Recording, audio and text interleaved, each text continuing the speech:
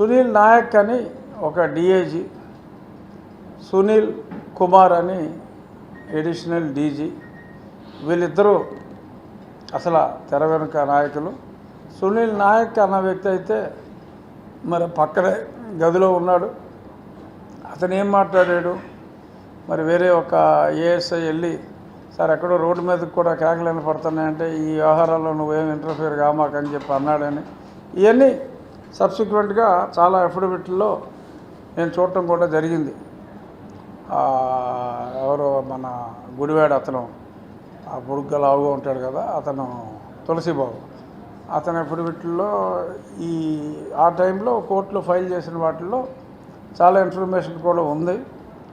సునీల్ నాయక్ అన్న అతను సువోమోటోగా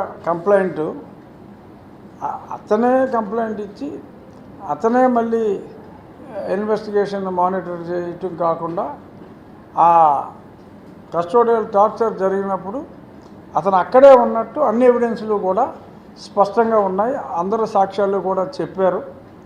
దాంతో ఆడు అడిలిపోయి విచారణకు రావటం మానేసి ఎటువంటి అరెస్టులు లేకుండా ఇప్పుడు బీహార్ వెళ్ళిపోయాడు. అతను బీహార్ హైకోర్టు నుంచి ప్రొటెక్షన్ తెచ్చుకున్నాడు. అది